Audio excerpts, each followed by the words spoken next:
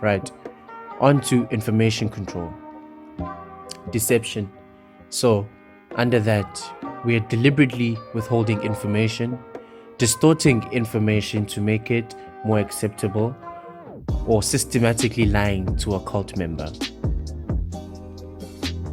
Minimizing or discouraging access to non-cult sources of information, including internet, radio, books, TV, articles, newspapers, magazines, or other media, critical information, former members, keeping members so busy that they don't have time to think and or investigate, control through cell phone with texting, calls, and internet tracking. Compartmentalizing information into outsider versus insider doctrines.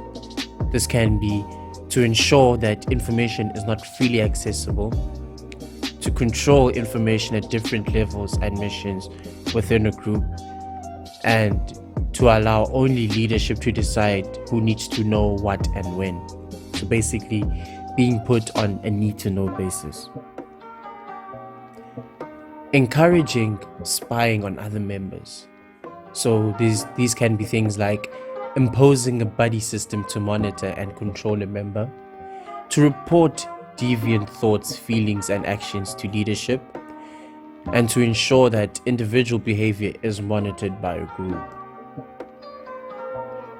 Extensive use of cult-generated information and propaganda, including newsletters, magazines, journals, audio tapes, videotapes, movies, and other media. Misquoting statements or using them out of context from non-cult sources. Unethical use of confession. Information about sins are used to disrupt or to dissolve identity boundaries. Also, withholding forgiveness or absolution, and manipulation of memory, also including possible false memories. So those are the factors and the things you need to look out for information control. Alright, moving on. Let's go to thought control. Requiring members to internalize the group's doctrines as truth.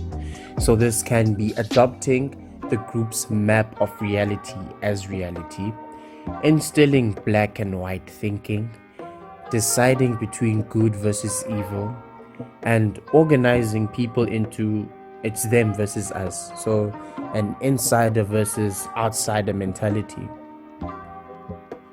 Changing a person's name or identity. Using loaded language and cliches which constrict knowledge, stop critical thoughts, and reduce complexities into platitudes and buzzwords. Also, encouraging only good and proper thoughts, so pure thinking, thought crime. Also, hypnotic techniques are used to alter mental states, undermine critical thinking, and even to age regress the member. Memories can also be manipulated, and also false memories can be created. Teaching thought-stopping techniques which shut down reality testing by stopping negative thoughts and allowing only positive thoughts, including denial, rationalization, justification, and wishful thinking, chanting, meditating, praying, speaking in tongues, singing or humming, rejection of rational analysis, critical thinking, and constructive criticism. Also, forbidding critical questions about the leader, doctrine, and policy, and labeling alternative belief systems as illegitimate, evil, or not useful. So that covers thought control.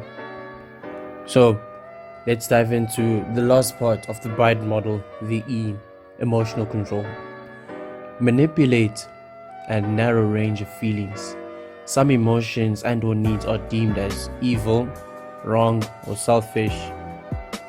To make an example, usually with such cult-like groups, any emotions having to do with lust are usually connotated with evil or wrong. Teaching emotional stopping techniques to block feelings of homesickness, anger, or doubt.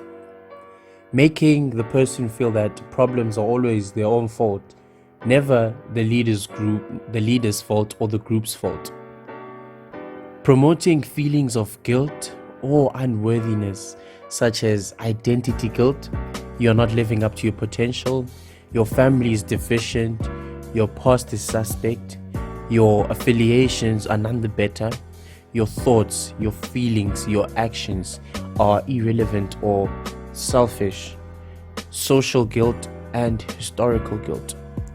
Also, these groups can instill fear, such as fear of thinking independently and critically, the outside world, fear of enemies, fear of losing one's salvation, leaving or being shunned by the group, or others' disapproval. Also, extremes of emotional highs and lows, so love bombing, praise at one moment and then declaring you are a horrible sinner at the other moment.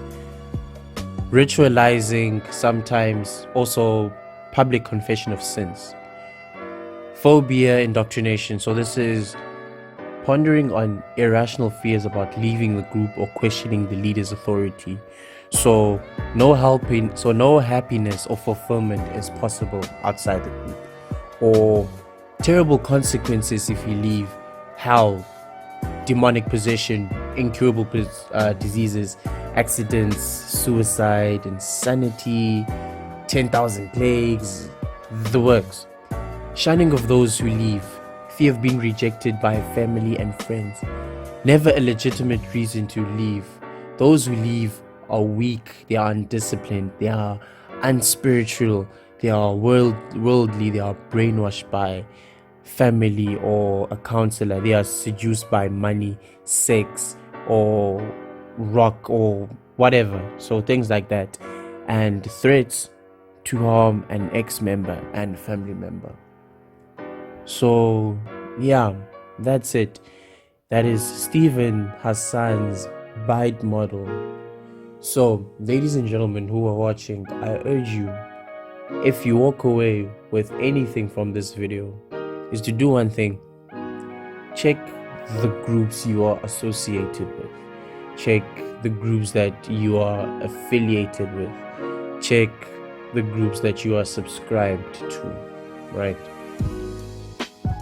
Do they tick any of the boxes of the bite model?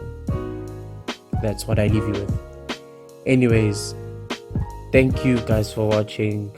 Like if you like the video, dislike if you didn't like the video, and feel free to comment and share. That would be amazing. Until the next one, thanks.